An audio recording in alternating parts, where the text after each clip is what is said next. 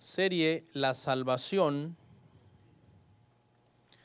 y vamos a ir a nuestro pasaje el día de hoy. Por favor, cuando lo consiga, póngase en pie. Romanos 8:30. Gloria al Señor. Romanos 8:30, amados.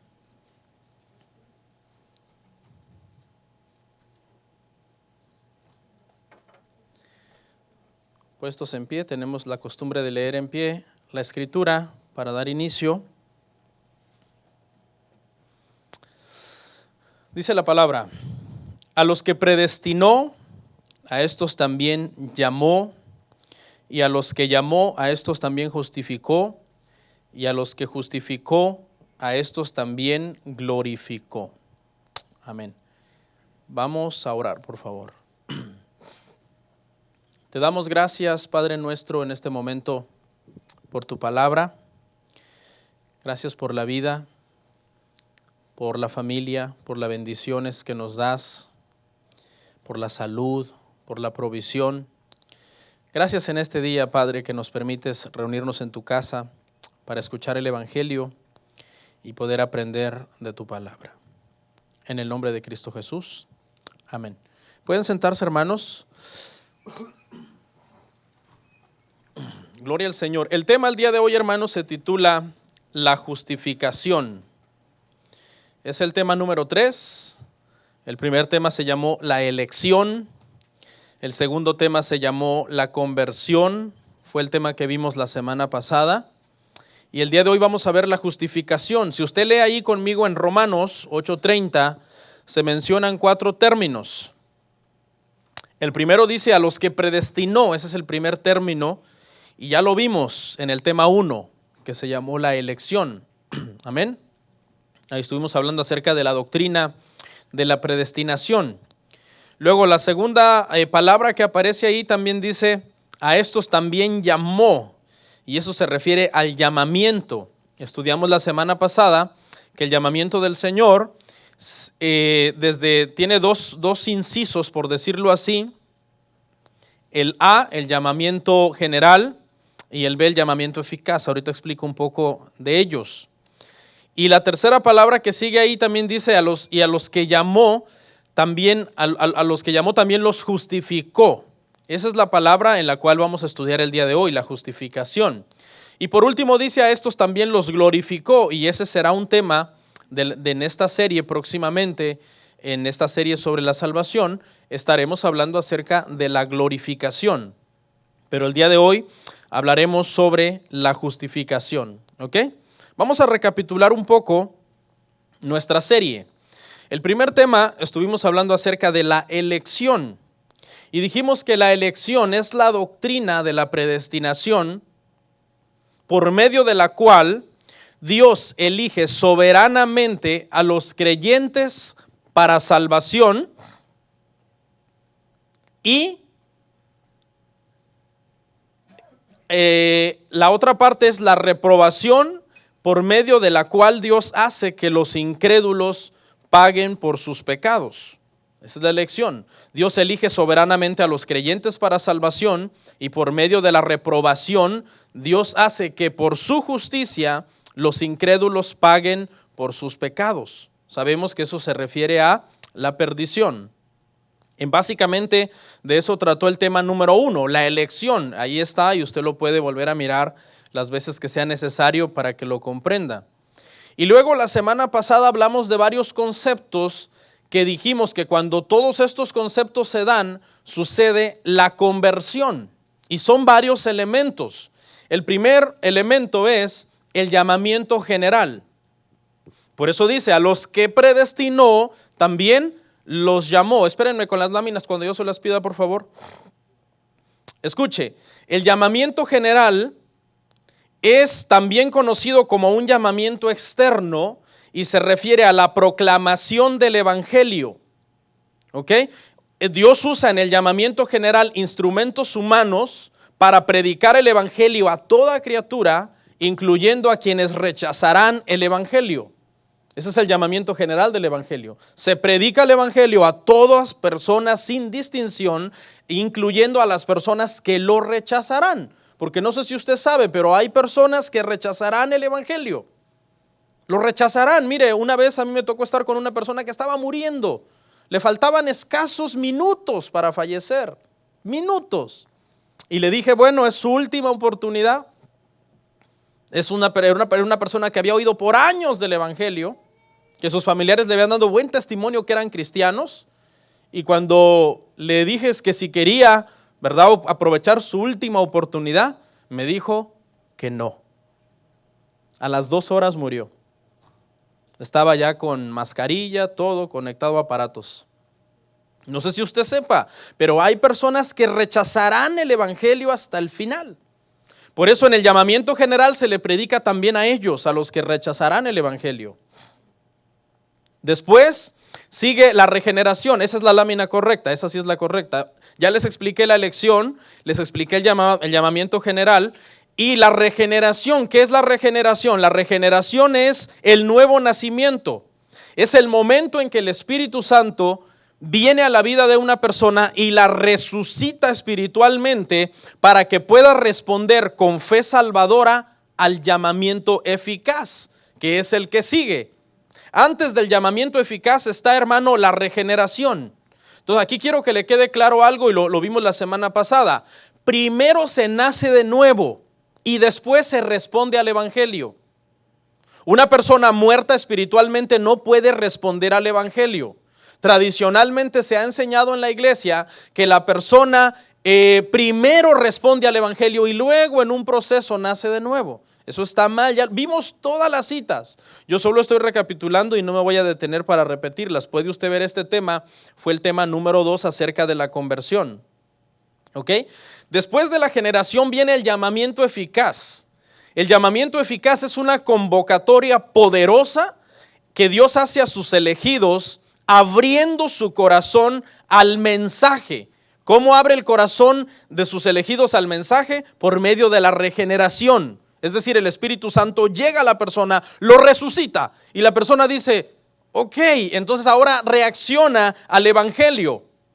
¿Cómo sabemos si su reacción es genuina? La reacción al llamamiento eficaz debe de contener 2 elementos. Número 1, fe salvadora.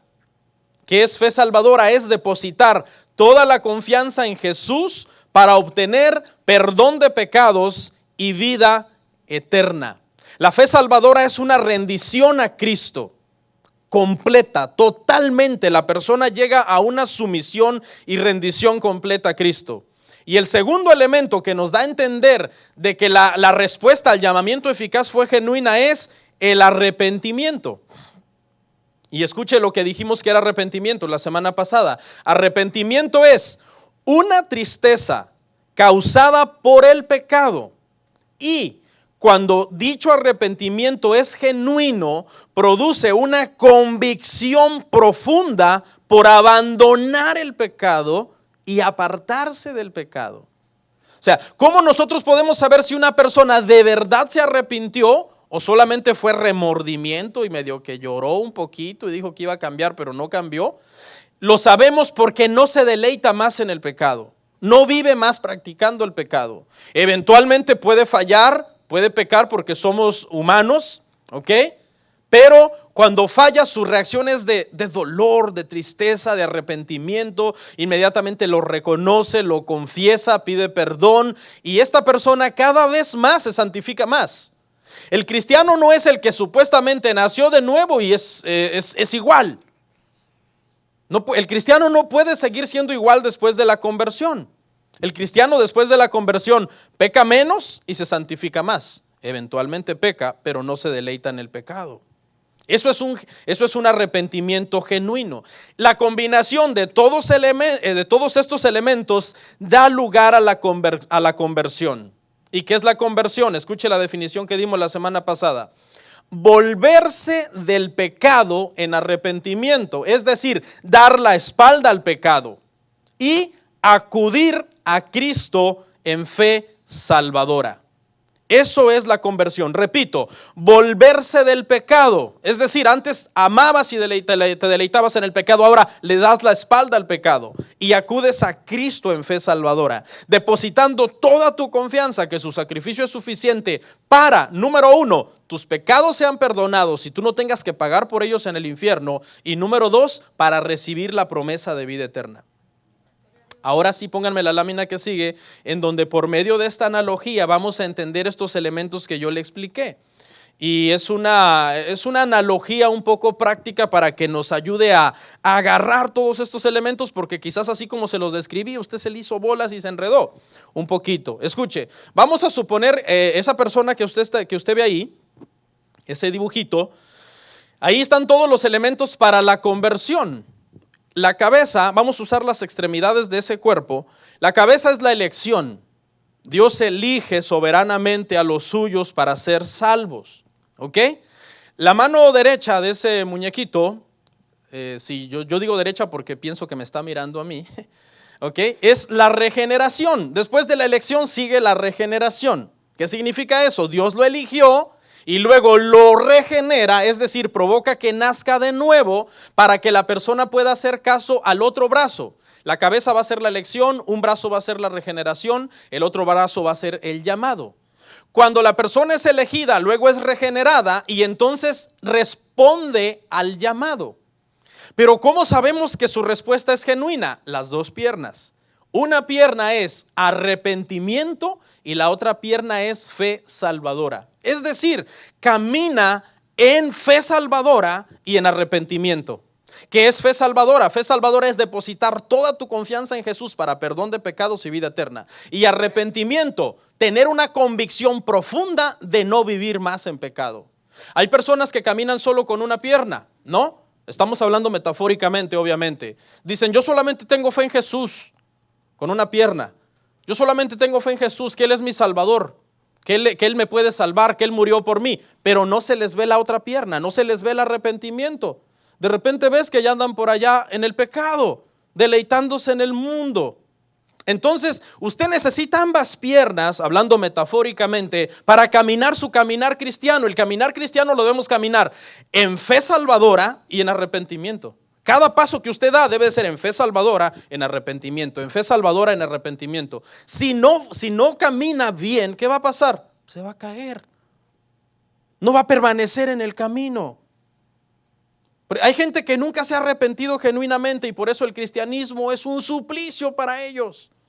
Viven más en el mundo que en la fe. Pero cuando usted recibe todos estos elementos, eso da en total conversión genuina. Esa es la diferencia entre los falsos cristianos y los nacidos de nuevo. En la iglesia hay dos tipos, hermano, de personas: el falso cristiano y el nacido de nuevo. Falso cristiano entre comillas.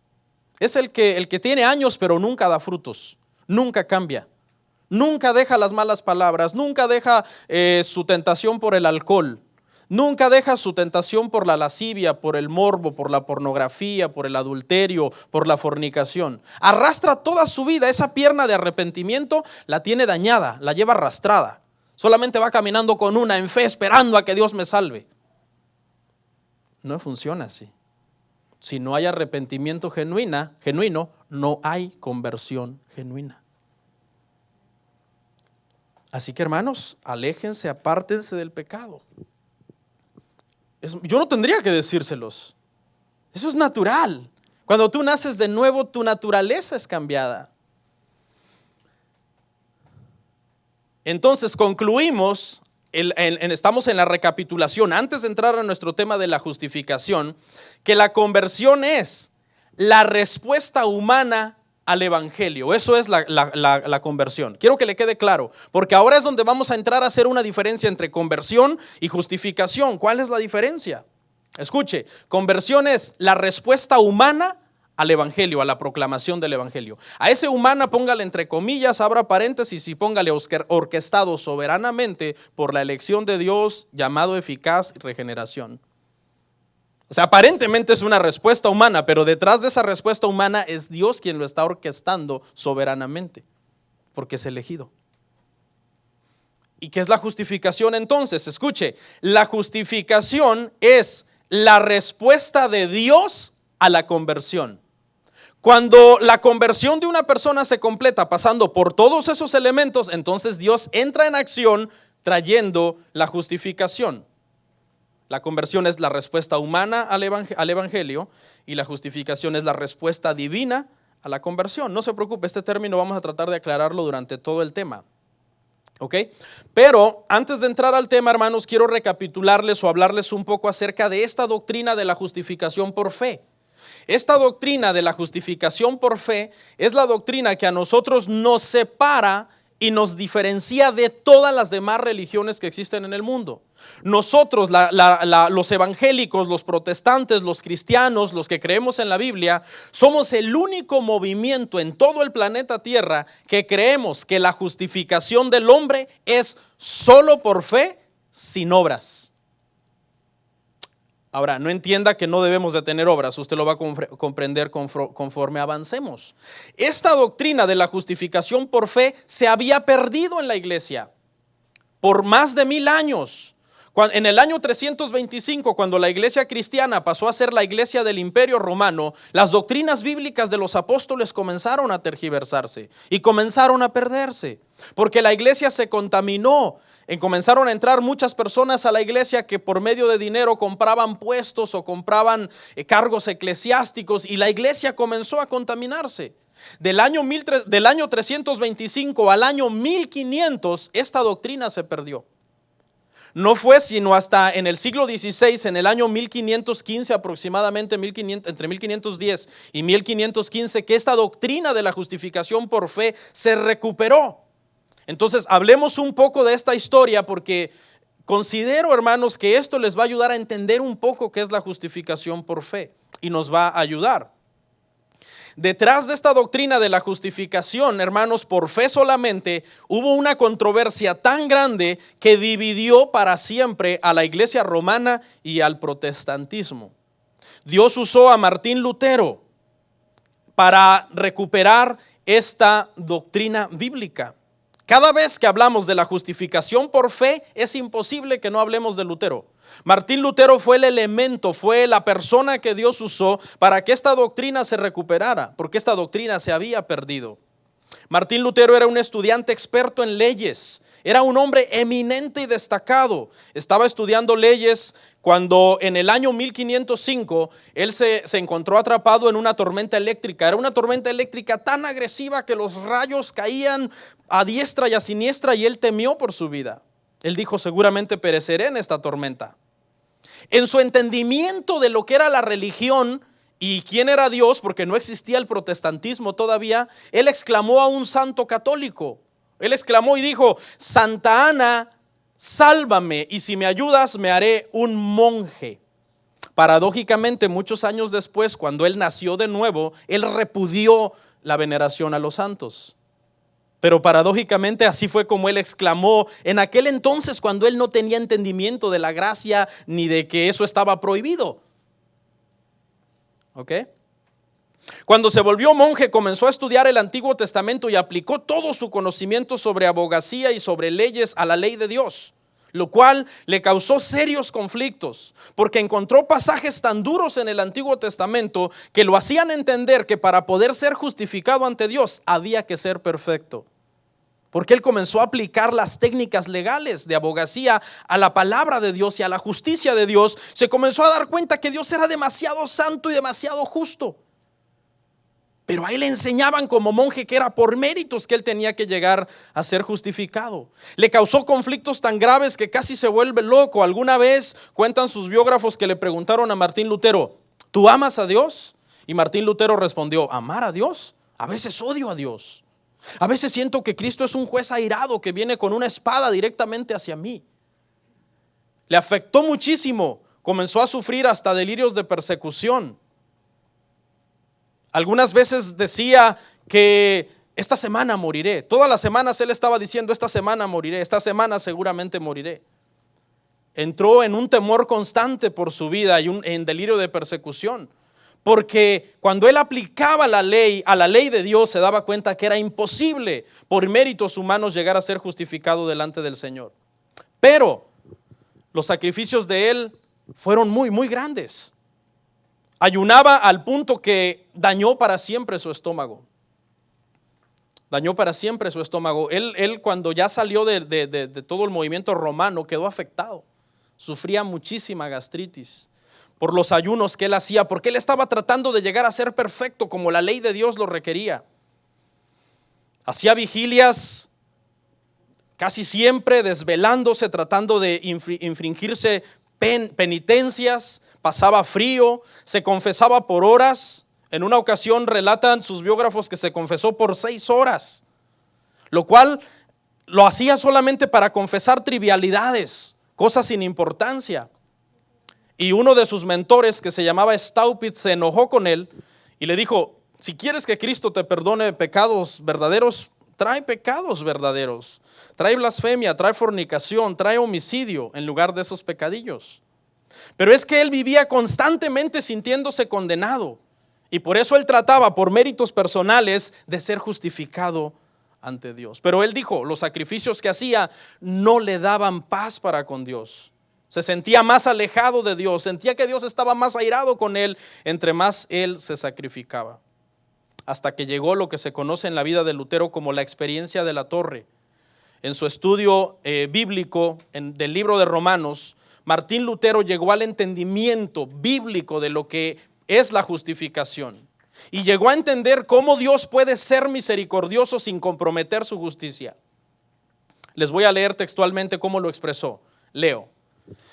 Dijo Lutero: yo anhelaba grandemente entender la epístola de Pablo a los romanos, y nada lo impedía, sino la expresión la justicia de Dios. Porque yo pensaba que se refería a la justicia donde Dios es justo y trata justamente castigando al injusto.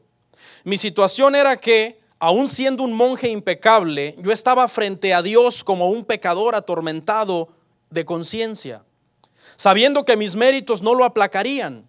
Como resultado, yo no amaba a un Dios justo y airado, más bien lo odiaba y murmuraba contra él.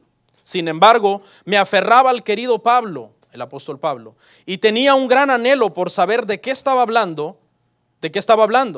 Noche y día yo reflexionaba hasta que vi la conexión entre la justicia de Dios y la declaración de que el justo por la fe vivirá. Entonces entendí que la justicia de Dios es esa justicia por la cual, a través de la gracia y la pura misericordia de Dios, nos justifica por fe.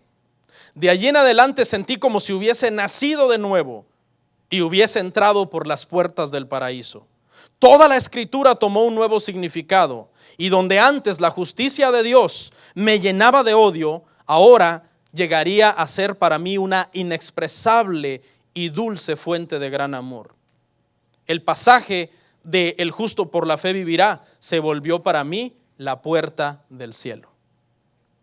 Eso fue lo que expresó Lutero cuando él entendió por fin Romanos 1:17, no lo busque, ahorita traigo las citas para hablar de esto. Cuando él por fin entendió, el justo por la fe vivirá.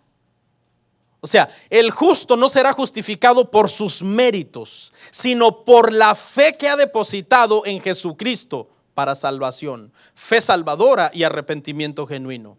Entonces él entendió lo que significaba el justo por la fe vivirá y de qué forma Dios justifica al culpable. Sabemos obviamente, hermanos, que esta doctrina no es de Lutero. Esta doctrina es de ¿quién? Es de Dios. El Espíritu Santo se la dio a Pablo. Y por más de 1000 años se perdió, no se llegaba a entender qué era la justificación por fe. Pero a Dios le plació soberanamente en el tiempo de la Reforma mostrar a los reformadores lo que es verdaderamente la justificación por fe solamente, sin las obras, como Roma enseñaba. Porque Roma enseñaba la justificación es la gracia o la fe más las obras. Y ellos dijeron no, es imposible. Es únicamente por medio de la fe. ¿Y quién lo dijo? Lutero, el hombre que más sacrificios y méritos había hecho, el que más había tratado de ser justificado por sus mismas obras. Quizás después de Pablo ha sido de los hombres más sufridos en ese sentido.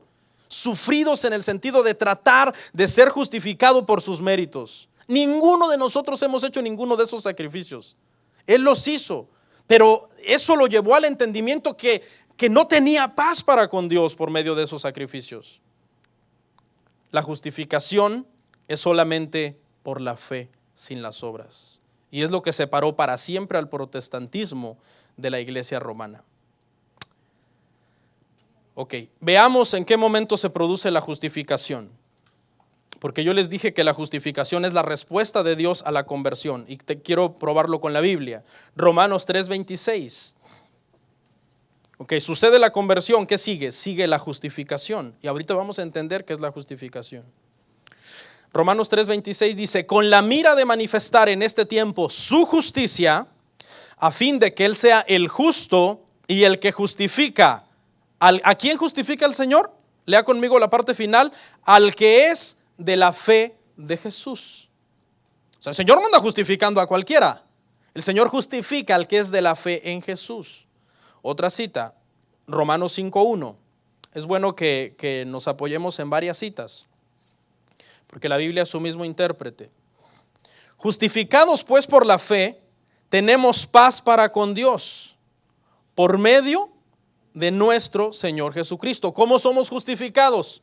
Por la fe. Es decir, primero es la fe salvadora, después viene la justificación. Primero sucede la conversión, luego viene la justificación como respuesta divina a la conversión. Gálatas 2:16.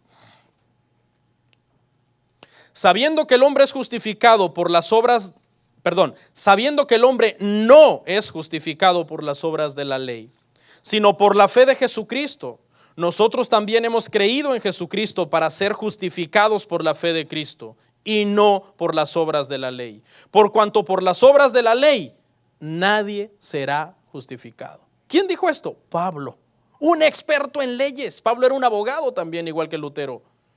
Era un doctor en la ley, instruido a los pies de Gamaliel. Pablo, cuando se convirtió, el Señor le reveló la doctrina de la justificación. No por medio de la ley, no por medio de las obras humanas, sino por medio de la fe, dijo Pablo en todas sus epístolas. Esta doctrina de la justificación por fe solamente es clarísima en las Escrituras. Roma dice: fe más obras igual a justificación. Le voy a decir algo, no sé si están preparados para digerirlo. La doctrina de que la salvación se pierde es una doctrina católica.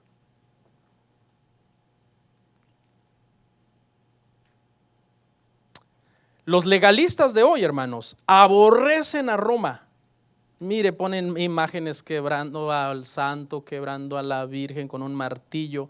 Ellos tienen la misma doctrina que Roma en ese sentido. Ellos tienen fe más obras igual a justificación. Las iglesias legalistas que odian a los católicos, arrepiéntanse, tienen exactamente la misma doctrina que Roma. Fe más obras igual a justificación. Definamos justificación entonces. Tranquilo, no pasa nada. La justificación es un acto legal instantáneo de parte de Dios, mediante el cual declara que nuestros pecados están perdonados y que la justicia de Cristo nos pertenece y nos hace justos ante los ojos de Dios. Ok, esta definición es la que voy a tratar de aclarar en los 3 puntos que siguen. Punto número 1, la justificación incluye la declaración legal de parte de Dios. Romanos 4:5, hermanos. No se asusten por lo que dije hace un momento. Si usted tiene dudas al final, acérquese conmigo y con la Biblia yo le compruebo, hermanos. Acuérdense que somos una iglesia que creemos en la sola escritura. Si es bíblico, es bíblico, y si no es bíblico, lo desechamos, aunque lo haya dicho el Papa o el apóstol, entre comillas, fulano de tal. Aquí mi palabra no vale nada. Aquí lo que vale es la palabra que yo le leo a usted en la Biblia. Mas al que no obra, sino cree en aquel que justifica al impío, su fe le es contada por justicia. Fíjese, eso es la justificación, cuando la fe del creyente le es contada por justicia. Ahora le voy a hacer una aclaración. La palabra griega para justicia aquí es la palabra dikaio. Fíjese lo que significa. Significa declarar justo. Ok, entonces aquí le quiero aclarar algo. La justificación no significa que la persona por dentro se vuelve perfecto o moralmente perfecto o moralmente justo. No, eso no significa. La persona por dentro no se vuelve moralmente perfecto. Sigue teniendo problemas. Por eso es que el que se convierte puede pecar más adelante. Pero Dios lo declara justo ante sus ojos. La justificación es una declaración legal. Roma enseña que la justificación comienza con el bautismo. Por eso es que ellos bautizan a los niños. Porque ellos entienden que la justificación es que la persona se comienza a volver bueno. Fíjese qué es la justificación para Roma. La justificación para Roma es que cuando tú bautizas al niño, el niño se comienza a volver bueno. Comienza su proceso de justificación. La justificación no es un proceso, es un suceso, es un evento. Pero para Roma es un proceso donde el niño va creciendo y conforme va creciendo se va haciendo más bueno. Hasta que sus obras son lo suficientemente buenas, su justificación se completa con la fe en Cristo más sus obras y es justificado. Pero para el protestantismo la justificación es un suceso y no es que nos volvemos buenos, sino que somos declarados legalmente correctos ante Dios. Pero espérese que sigue la justificación, no hemos terminado, ¿ok?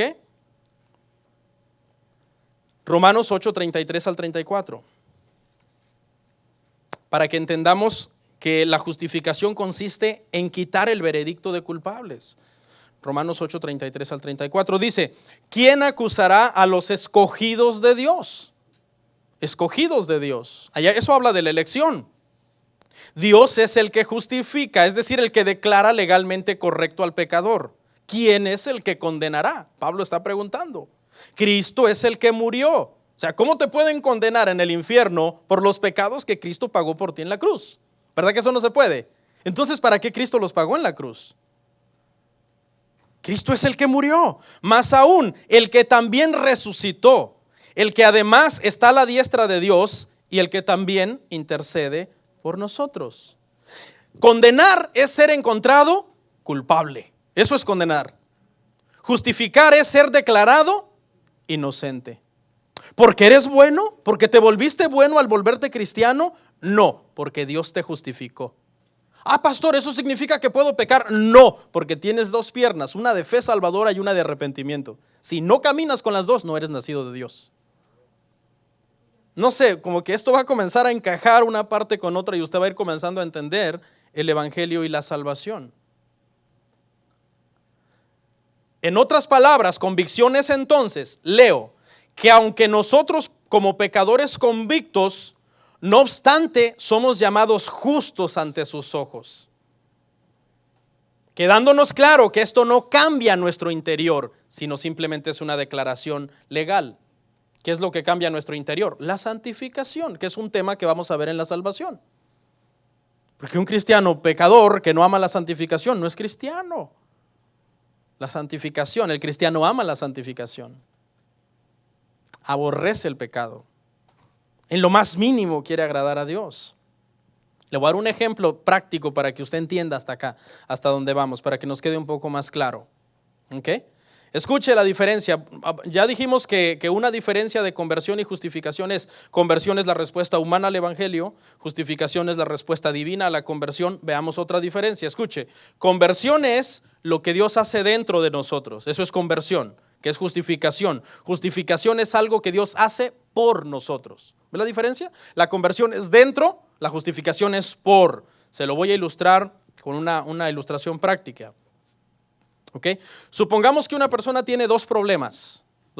El primer problema que tiene es que su corazón está fallando y le quedan pocos días de vida, a menos que se le haga una cirugía a corazón abierto, se le ponga un corazón sano. Ese es el primer problema que esa persona tiene. Pero el otro problema que esa persona tiene es que tiene un juicio. Tiene un juicio legal ante un juez, donde él cometió un delito, hay pruebas fehacientes que lo cometió y va a ser condenado como culpable por su delito.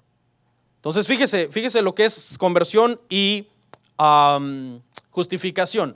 Conversión es que Dios se ponga el traje de cirujano meta a esta persona a sala de cirugía, le abre el pecho, le pone un corazón nuevo, le quita el de piedra, le pone el de carne, le quita el insensible, le pone uno sensible, y sale de la cirugía la persona y ya solucionó su primer problema interno, tiene nueva vida, puede seguir viviendo, pero ahora le espera un juicio.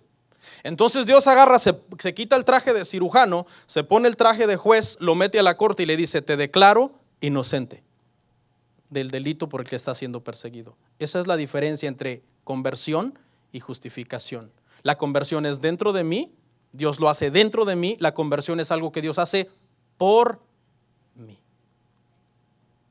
Porque pregunta, ¿de qué le serviría a una persona salir de la cirugía de corazón abierto si lo están esperando para ser esposado y ser puesto en un calabozo a tinieblas perpetuas? Pues no le serviría de nada. Hubiera deseado quizás no salir vivo de la cirugía.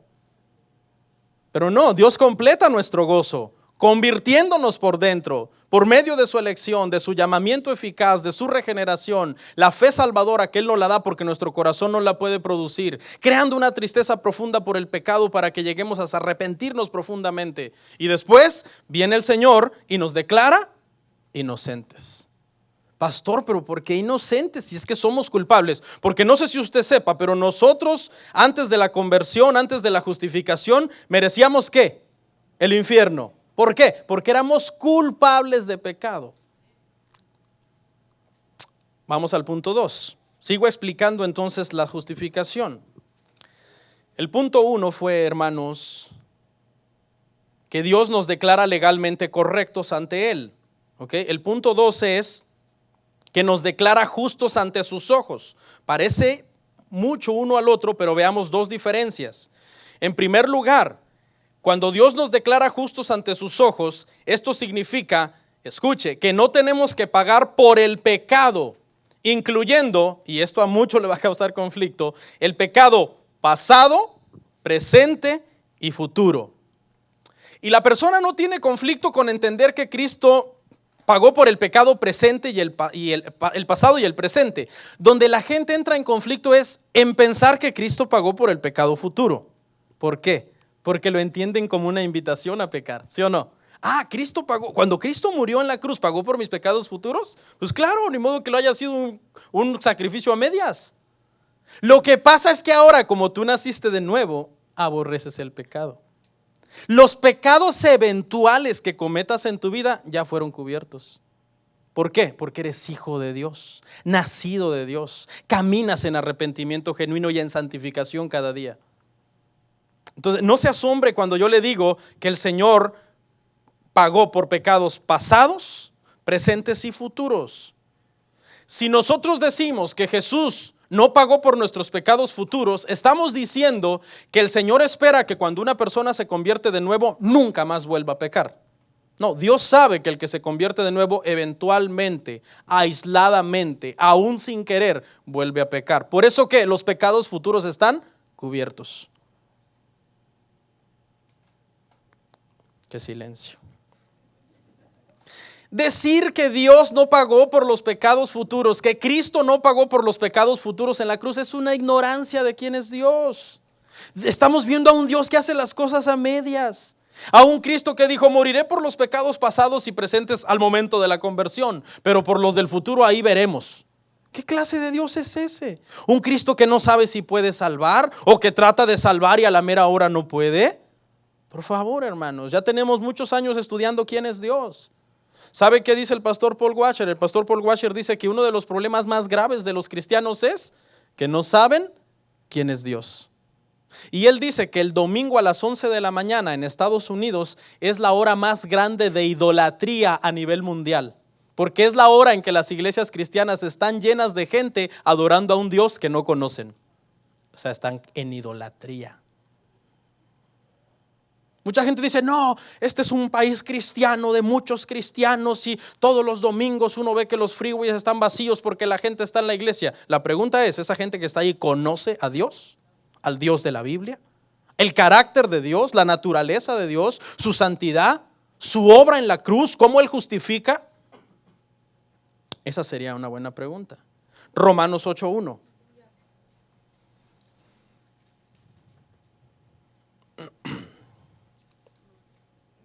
Escuche, ahora pues, ninguna condenación hay para los que están en Cristo Jesús, los que no andan conforme a la carne, sino conforme al Espíritu. ¿Por qué no hay ninguna condenación? Porque Cristo pagó por ellos sus pecados. Si no los hubiera pagado, ¿qué habría? Condenación. Escuche, las personas que van a ir al infierno, ¿qué van a ir a pagar allá? Van a ir a pagar por sus pecados. Por eso es que van a ir allá. No van a ir injustamente, van a ir justamente, porque Dios es justo. ¿Por qué los que vamos a ir al cielo vamos a ir al cielo? Porque Jesús pagó por nuestros pecados. ¿O usted pagó? Claro que no. Las obras que usted haga son como trapos de inmundicia delante del Señor. Con esto no estoy diciendo que no vamos a tener obras, que no vamos a santificarnos, a servir, a aportar para la iglesia, a congregarnos, a leer la Biblia, a orar. No se confunda. Eso está en el paquete de un convertido. Eso da fe y legalidad que tu conversión fue genuina. Veamos un verso muy iluminador. Romanos 4, 6 al 8. Estas son las doctrinas más hermosas de la Biblia, hermanos, las doctrinas de la salvación. Esto es lo más hermoso, hermano, que hay en la Biblia, la salvación. Pues, ¿y a qué vino Cristo? Vino a pagar en la cruz con su vida para salvar a sus escogidos, para pagar, para que sus escogidos no fueran a pagar al infierno. Esa es la doctrina más hermosa, todo lo demás pasa a segundo lugar, hermano. Hay gente que oye estas prédicas y dice, no, pero es que yo quería que me gritaran. O yo quería que el pastor dijera una nueva revelación o algo más profundo. No hay cosa más profunda que estas verdades. Lo que usted necesita es comprenderlas. Romanos 4, 6 al 8. Como también David habla de la bienaventuranza del hombre a quien Dios atribuye justicia sin obras. Escuche David, ¿verdad? Pablo hablando de David en Romanos. Como también David habla de la bienaventuranza del hombre a quien Dios atribuye justicia sin obras. ¿Cómo atribuye Dios la justicia? Sin obras. ¿Y qué más? Diciendo, escucha, este verso está hermoso. Bienaventurados aquellos cuyas iniquidades son perdonadas y cuyos pecados son cubiertos. Bienaventurado el varón a quien el Señor no inculpa de pecado. Qué hermoso versículo, hermano. Toda la gente en el Antiguo Testamento fue justificada por gracia. En el Antiguo Testamento hubo 1500 años de sacrificios, hermano. Sáquele la cuenta, 1500 años por 52 semanas que tiene cada año. Multiplícalo, elevar la cantidad de corderos pascuales que mataron. Ninguno de esos corderos pascuales pudo justificarlos. El otro año había que matar otro. Palominos, vacas, hicieron una matanza de animales, pero solo era sombra de un sacrificio único, justo y perfecto, que expiaría el pecado de sus hijos para siempre.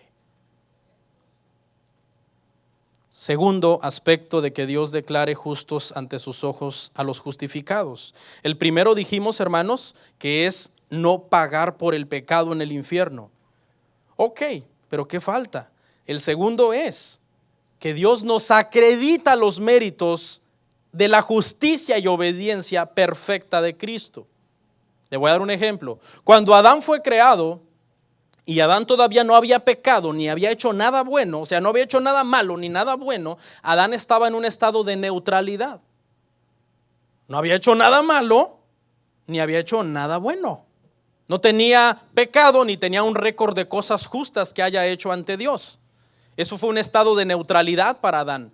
Cuando nosotros nos convertimos, escuche, nos convertimos naciendo de nuevo y el Señor nos perdona nuestros pecados, perdonando nuestros pecados para que no paguemos por nuestros pecados, nosotros estamos en un estado de neutralidad. ¿Sí me entiende? Neutralidad. Nuestros pecados están cubiertos. El Señor pagó en la cruz. Si muero, yo sé que voy al cielo. Debe de haber una seguridad de salvación en nosotros. Es una doctrina básica del cristianismo. El cristiano no puede decir, si muero a saber para dónde voy, entonces no eres cristiano. No, el cristiano, o sea, la seguridad de la salvación es una doctrina cristiana que usted debe de entender. Si tu corazón no te reprende, eso da testimonio que tú eres hijo de Dios. Entonces, cuando estamos en un estado de neutralidad, fíjese lo que hace Dios. Nos apunta a nosotros, a nuestra cuenta, la justicia de Cristo. Y entonces pasamos de un estado de neutralidad a un estado de obediencia. Vamos a verlo en la Biblia. Romanos 5:19.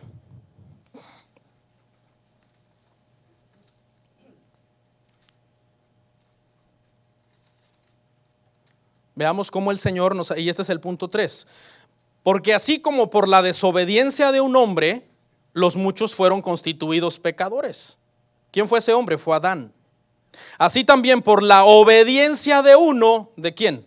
De Cristo, los muchos serán constituidos justos.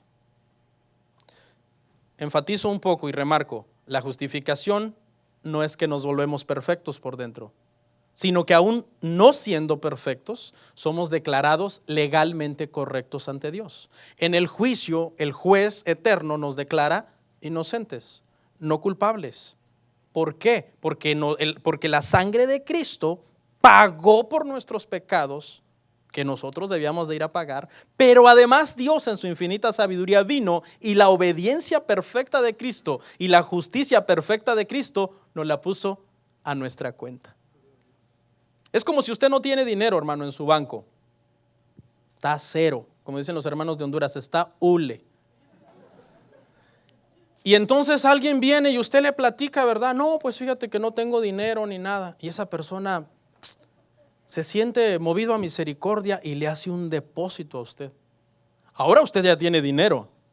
Pero pregunta, ¿usted hizo algo para obtener ese dinero? No, fue por pura misericordia que alguien hizo una transferencia de la cuenta de él, que sí tenía, porque sí trabaja, a la cuenta de usted. Es exactamente esa transferencia la que Dios hizo a nosotros, la transferencia de la obediencia perfecta de Cristo a nuestra cuenta. Escuche, hermano, ¿usted cree que al cielo va cualquier persona? Escuche, al cielo se va con obediencia perfecta. Pregunta, ¿quién de nosotros aquí tiene obediencia perfecta en usted mismo? Nadie. ¿Cómo la podemos tener? Porque nos la adjudican, nos la dan a nosotros, sin merecerla. ¿Qué significa gracia? Favor no merecido. Gloria al Señor. Es solo por gracia. Solo, por favor, hermanos, no obras. Usted haga todo lo bueno que haga, pero no para ser salvo, ni para completar su salvación, retener mi salvación. Ay, ya la pierdo, ya la perdí, no fui a la vigilia, la perdí. Ay, no estoy orando, la perdí. Ay, me enojé con alguien, ya perdí mi salvación. ¿Qué es eso, hermanos? Eso es doctrina romana, eso es doctrina católica. Es solo por gracia. En el Concilio Vaticano II, fue idea de Juan Pablo XXIII, del año 1900, fue una sesión del 1962 a 1965, nos declararon a los protestantes hermanos separados en ese concilio. ¿Separados por qué? Porque nosotros creemos en la justificación solo por fe, sin las obras. Eso es lo que nos diferencia, hermano. Y esta es la doctrina de los apóstoles, es la doctrina bíblica de Romanos, de Efesios, de Gálatas. Lo que pasa es que la iglesia cristiana ha sido tan influenciada por el romanismo que hoy hay un evangelio de obras. Esas iglesias, hermano, que son tan legalistas, para las que todo es pecado, tienen esa doctrina. Fe más obras igual a justificación. ¿Por qué Dios escoge la fe para justificar a la persona? La fe es una actitud del corazón en donde estamos diciendo: me rindo, no puedo depender de mí mismo. Mis buenas obras no sirven delante de un Dios tan santo, justo y perfecto. Necesito obras mejores. ¿Y cuáles son esas obras? Las obras de Cristo. La fe Dios la elige para justificar porque es una respuesta a decir: yo confío en ti, dependo de ti, para que me des una posición correcta ante Dios. La fe es exactamente lo opuesto a confiar en nosotros mismos. Eso es la fe, es lo opuesto a confiar en nosotros mismos. Por eso es que la fe es la virtud que lleva a la salvación. Porque la salvación es del Señor. La salvación es del Señor. ¿De dónde? De principio a fin. Y esa es la razón, hermanos. Con este punto cierro y vamos a ver las objeciones contra la justificación por fe, porque si le estoy explicando una parte, le voy a explicar la otra, para que después no me llamen: pastor, pero es que aquí hay un verso que contradice lo que usted dijo. Santiago 2:24, veamos las objeciones contra la justificación solo por fe. Santiago 2:24. Dice, vosotros veis pues que el hombre es justificado por las obras y no solamente por la fe. Este pasaje mal interpretado da a entender que es fe más obras igual a justificación. Pero hay unas reglas de interpretación bíblica. ¿Okay? El mismo Lutero tuvo conflictos con este pasaje. Lutero, cuando no había entendido bien este pasaje, después lo entendió. Él dijo, este pasaje no es inspirado. Santiago no ha de ser inspirado. Es que es imposible que Santiago contradiga la justificación por fe solamente. Pensó, quizás en el canon se equivocaron. Este libro no debía de estar en la Biblia. Pero después, obviamente, utilizando las herramientas de la hermenéutica, porque era un experto en la palabra, se dio cuenta que Santiago no estaba usando la palabra justificar en el mismo sentido que Pablo la está usando. Pablo está usando la palabra justificar para decir que Dios hace legalmente correcto al pecador ante sus ojos, por una obra de gracia y soberanía, que solamente Él lo deja bajo su mismo designio. No le pide opinión a nadie. Dios no le anda preguntando a usted a ver de quién Él tiene misericordia. Él dice, yo tendré misericordia del que yo tenga misericordia. Así es como Dios trabaja. ¿Okay? De quien Él quiera. Y a quien Él quiere, ¿qué? Endurece. ¿No endureció a Faraón? Ya los dejo ir, decía, y al rato lo endurecía Dios. No se van. ¿No endureció a Judas para que Judas entregara al Maestro, al Señor Jesucristo? Claro, Dios tiene misericordia de quien Él tiene misericordia y endurece a quien Él quiere. Entonces Pablo está hablando de una justificación legal y Santiago está hablando de las evidencias de la fe. O sea, para Santiago la justificación debe de tener ciertas evidencias. Y esas evidencias para Santiago es que tenga buenas obras. ¿Sí? Entienda la diferencia. No es para ser justificado, es para dar fe y legalidad que la justificación es correcta. El contexto es Santiago 2:22. Donde dice que Abraham por su fe fueron perfeccionadas sus obras. Pregunta, ¿Abraham fue justificado por fe o por obras? Lo podemos leer en su vida. En el capítulo 15 es justificado ¿cómo? Por fe. Y creyó Dios a Abraham y le fue contado ¿cómo? Por justicia. Y en el capítulo 22 Dios le pide que sacrifique a Isaac. Y para dar fe y legalidad de que su justificación había sido genuina, él dice sí. Y se lo lleva y está a punto de matarlo, comprobando con esas obras que su justificación había sido genuina. Es a esas obras que Santiago se refiere, que las obras de Abraham al intentar sacrificar a Isaac daban fe y legalidad de que su justificación había sido genuina. No hay ninguna contradicción. Pablo habla también de las obras. En Efesios Pablo dice que Dios preparó las buenas obras para que de antemano sus hijos, sus escogidos anduviésemos en ellas. No hay ninguna contradicción entre Pablo y Santiago, solamente que tenemos que entender bien el contexto de este pasaje. Segunda objeción y última. La segunda objeción es usando un proverbio que la gente dice que en base a un proverbio no es justo que Dios siendo justo justifique al impío. Vamos a ver el proverbio 17:15, hermanos. Escuche, dice, el que justifica al impío y el que condena al justo, ambos son igualmente abominación a Jehová. Entonces Dios a todos los impíos que éramos pecadores nos justificó. ¿Ok? Obviamente la otra parte no aplica a Dios, pero escuche, es un error, hermanos, escuche, es un error doctrinal utilizar libros poéticos para hablar de doctrina. Proverbios, Eclesiastés, Cantares, no son libros para hablar de doctrina. Podemos hablar de algunos dogmas, de algunas cosas que no tengan que ver con doctrina.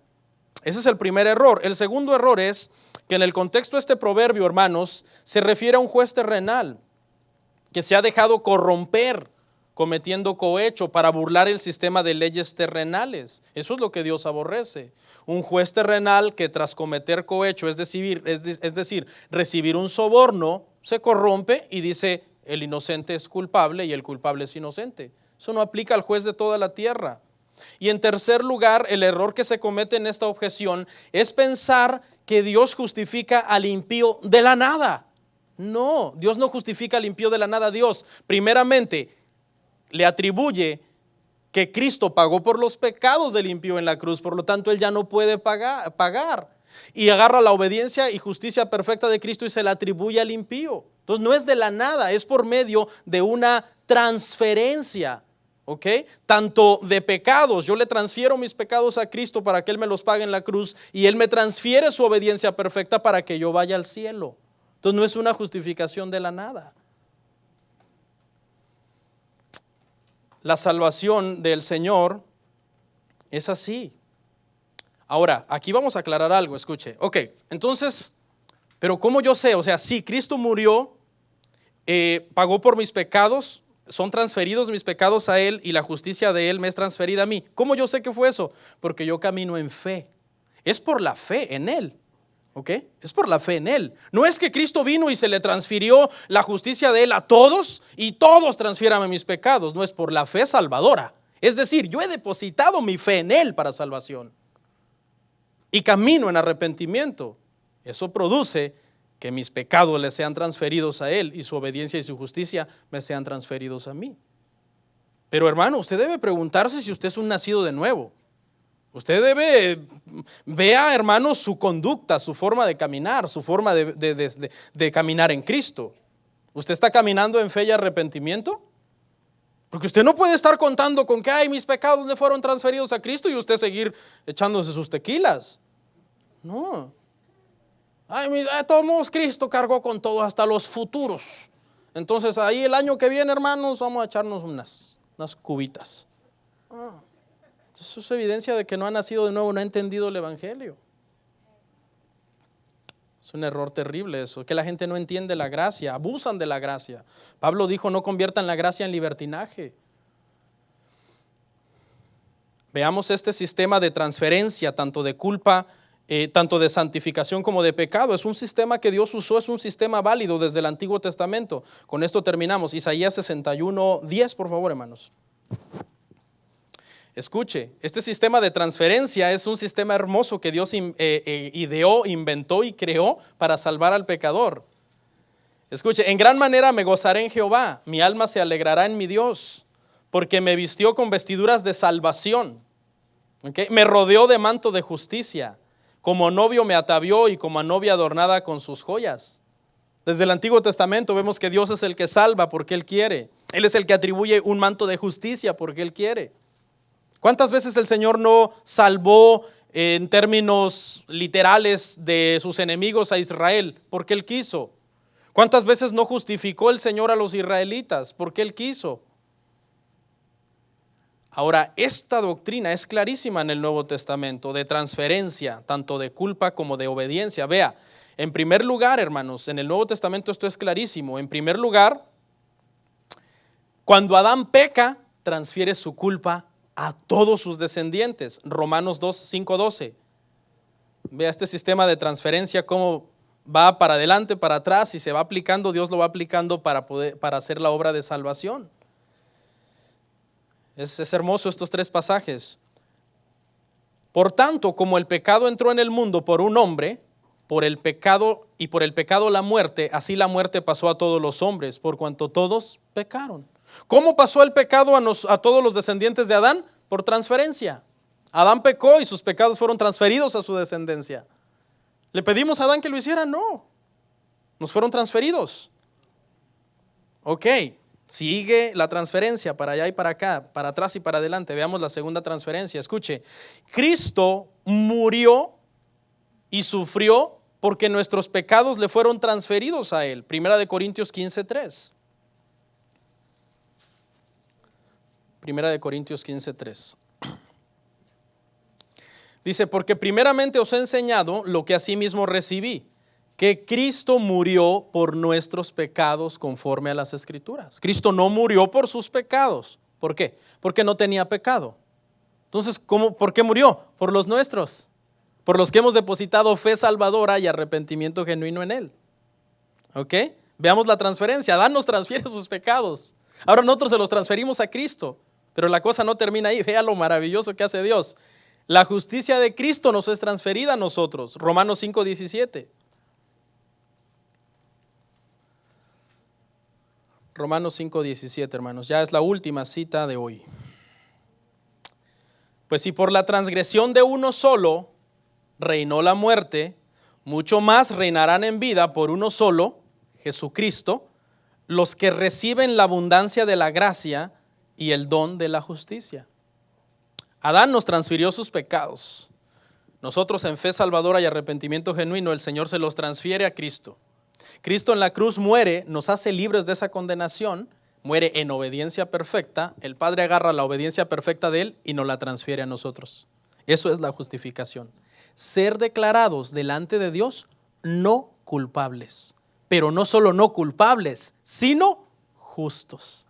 No culpables. Yo voy a ir al cielo porque yo no soy culpable ya de mis pecados. Y ahora, puedo entrar a ese lugar tan difícil de entrar, no por mis méritos, sino porque el Señor agarró la obediencia perfecta y justicia perfecta de Cristo y me la imputó a mí. ¿Entendió? Ahora, concluyo, vamos a ver una lámina, la penúltima lámina, me parece, donde les voy a dar ya una definición entre la diferencia entre conversión y justificación. Yo creo que esto le va a aclarar a usted el punto. La conversión es la respuesta humana, acuérdese, humana entre comillas, abre paréntesis y pone orquestada soberanamente por Dios, a la proclamación del evangelio. Y la justificación es la respuesta divina a la conversión. La conversión es algo interno, Dios lo hace dentro de mí. La justificación es algo que Dios hace por mí, el ejemplo del cirujano. Dios por medio de su cirugía cambia el corazón, es la conversión, se quita el traje de cirujano, se pone el de juez, azota el martillo y dice inocente. Esa es la justificación. ¿Ok? Y la última lámina, la justificación es pues esos 3 puntos en resumen. Declarar al pecador legalmente correcto ante Dios. ¿Ok? No significa que se vuelve perfecto por dentro, sino que solo legalmente es declarado correcto, no culpable. 2, quitar el castigo por el pecado. Incluye pecados pasados, presentes y futuros para los convertidos y nacidos de Dios. Y 3, atribuir al pecador la justicia de Cristo.